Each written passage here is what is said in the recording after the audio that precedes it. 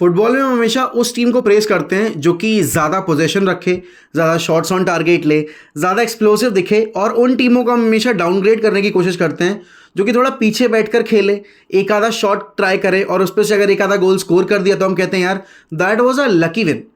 लेकिन कल का अगर मैच किसी ने देखा है, Real Madrid versus Barcelona, Copa del Rey का पहला लेग एल क्लासिको, जो हमें 3 अगले देखने, उनमें से पहला एल क्लासिको था 3 हफ्तों के अंदर। Barcelona came with a plan and Barcelona delivered it perfectly. Xavi ने मैच के बाद आकर बोल दिया कि भाई हम ना विद द बॉल ज़्यादा खेलने आए थे, हमें पोजीशन ज़्यादा रखना था, लेकिन हम विदाउट द बॉल ज़्यादा बेहतर थे, विद द बॉल उतने अच्छे नहीं थे। और जिससे मैं बिल्कुल एग्री करता हूँ, क्योंकि देखो यार, बार्सिलोना की वो आइडेंटिटी नहीं है। पहली बात तो यार ऐसा है कि ये ला लीगा के मैचेस में थोड़ा कमेंट्री यार अगर बेटर हो तो कम से कम मैच देखने में मज़ा भी आए। रात के 2:30 एक बंदा अकेले ही कमेंट्री कर रहा है फैन कोड के ऊपर, और वो भी इतनी बोरिंग कमेंट्री। लिटरली अगर कोई पहली बार एल क्लासिको देख रहा होगा, जिसको लग रहा है कि भाई इतनी हाइप क्यों है इस मैच की, और उसमें इतनी डेड कमेंट्री, मज़ा देखो। एक फुटबॉल मैच तब एंटरटेनिंग होता है जब फुटबॉल अच्छी हो रही हो, लेकिन उसके साथ साथ जो कमेंट्री है वो भी बेहतरीन हो रही हो। चैंपियंस लीग में जब आप मैचेस देखते हो, जब पीटे ड्यूरी करते हैं कमेंट्री, या कोई भी अच्छा कमेंटेटर करता है, उसकी हाइप इसीलिए बनती है। यहां पर कल बार्सिलोना ने जिस तरीके से रियल मैड्रिड की नाक में दम कर दिया, देखो मैड्रिड फैंस इस बात को एक्सेप्ट नहीं करेंगे, जो उनके हिसाब से मैं कहूँगा कि ठीक भी है कि बार्सिलोना पीछे बैठी, बार्सिलोना ने ज़्यादा अपने आप को ओपन नहीं किया एंड बार्सिलोना ने ज़्यादा कुछ ट्राई नहीं किया, आ गया फ्रंट। लेकिन अगर आप देखो तो उनके पास ज़्यादा शॉट्स ऑन टारगेट है दिखाने को, आप मैड्रिड के पास 0 शॉट्स ऑन टारगेट है। मैड्रिड का जो डिफेंसिव सेटअप था वो एट टाइम्स आपको वल्नरेबल दिखा।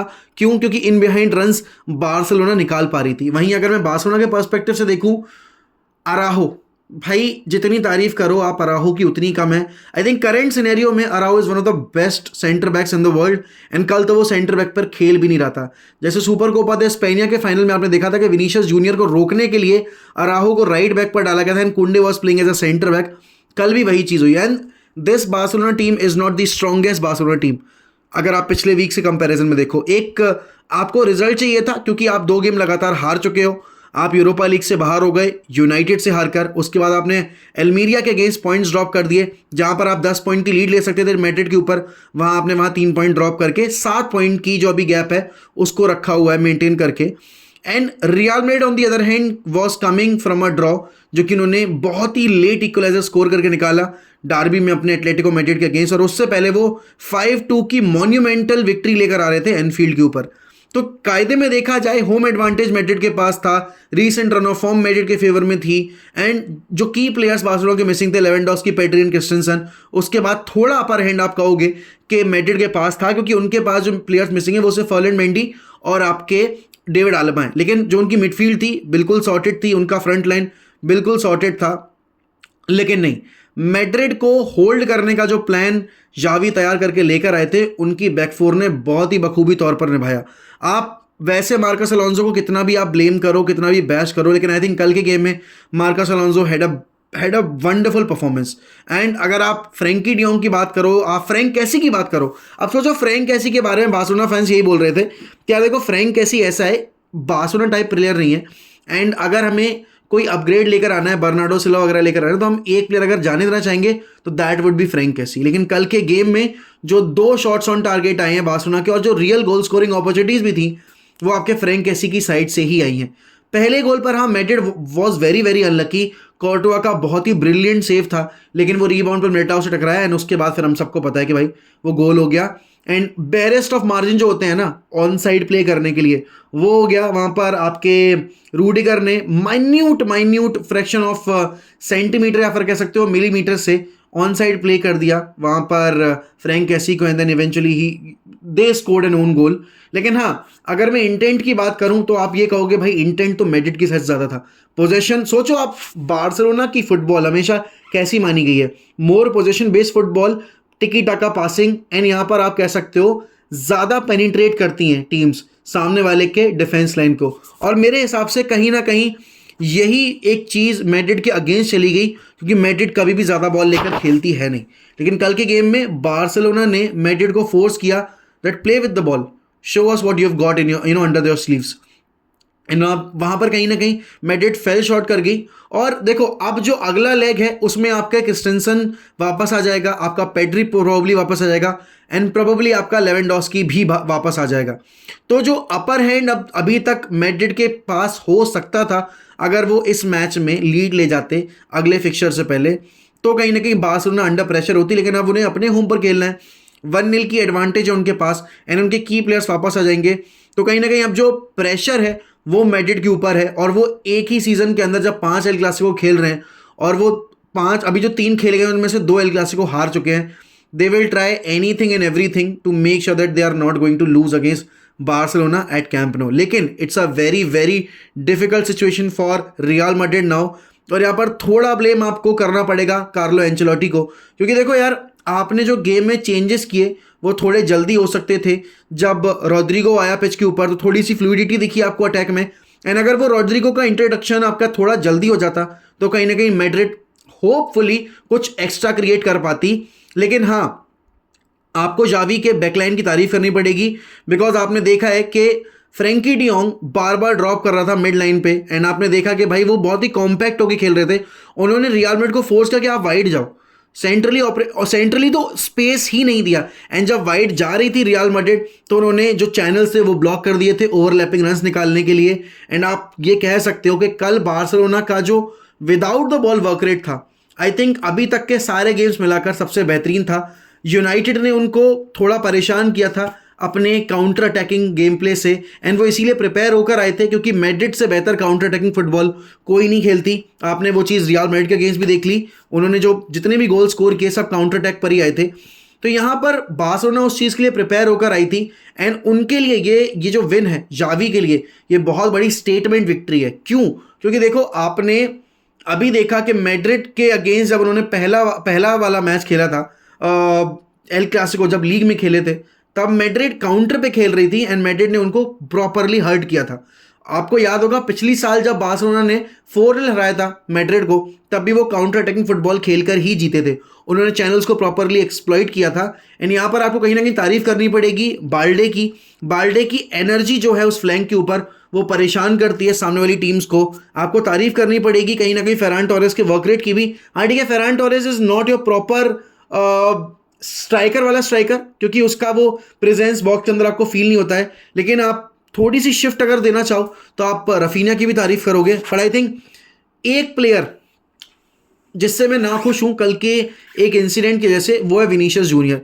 देखो Vinicius Junior is a wonderful player with a lot of talent, लेकिन वो जो कल जो इंसिडेंट हुआ था ना, where him and Frenkie de Jong went head to head in a battle और उसके बाद येलो कार्ड दिया गया विनीशियस जूनियर को।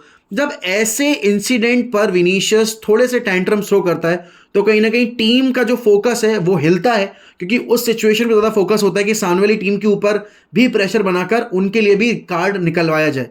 और वही हुआ कि 1 मिनट के अंदर उस इंसिडेंट के बाद स्विच ऑफ हुई रियल मैड्रिड, हाई लाइन खेल रहे थे एंड वहां पर आपने देखा कि इन बिहाइंड रन निकाला एंड उसके बाद दे कंसीडर्ड अ गोल। लेकिन एक जो मैंने कंप्लेंट की है ना अभी विनीशियस के रिगार्डिंग, सेम मेरी कंप्लेंट है गावी के रिगार्डिंग भी। देखो Gavi gets away with so much of fouls pretty easily. आप देखते हो कि इतने बारी जैसे यूनाइटेड वाले गेम में था, उसने कोहनी मारी ब्रूनो को और इतने बार उसने फाउल किया, लेकिन इवेंचुअली जब फ्रेड के ऊपर फाउल हुआ तब उसको कार्ड दिया गया। ऐसे ही कल के गेम में भी रेफरिंग डिसीजंस थोड़े बहुत आप कह सकते हो रेस करने वाले हैं क्वेश्चंस। क्यों? क्योंकि जो एक कॉर्नर मिलना चाहिए था मैड्रिड को वो नहीं दिया गया, वो उन्होंने कह दिया कि बॉल आउट ऑफ प्ले थी। एक बॉल जो आउट ऑफ प्ले गई बार्सिलोना की, जहां एक और कॉर्नर मिलना चाहिए था मैड्रिड को, वो भी नहीं दिया गया। तो आप कह सकते हो कुछ डिसीजंस तो जो थे वो थोड़े क्वेश्चनेबल थे, लेकिन आई डोंट थिंक इतने कॉर्नर्स मिलने के बाद जब कुछ नहीं हुआ तो एक आधा कॉर्नर से कुछ होता। लेकिन हाँ, ये जो आप कहते हो ना कंसिस्टेंसी डिसीजंस की, वो नहीं दिखी कल आपको डिसीजंस में। एंड गावी वाले पॉइंट में वापस आना चाहूँगा।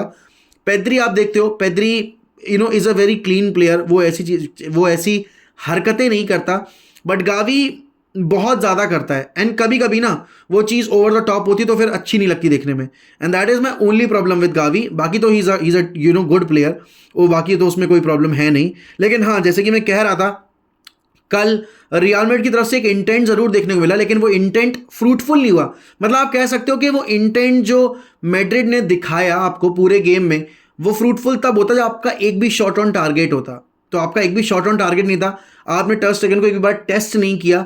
वहां आप कह सकते हो कि भाई कोर्टुआ को 2 बार टेस्ट किया गया एंड कैसी वॉज प्रीटी अनलकी, क्योंकि वो बॉल अंदर जा रही थी। अगर आंसू फाती उसको फ्लिक करने की कोशिश ना करता तो जहां पर अगर वो 2-0 की लीड जाते तो I think the tie was done and dusted there itself, क्योंकि फिर कैंप नो पर जाकर आपको उतना ज़्यादा नहीं मिलता मौका विद द बॉल खेलने का।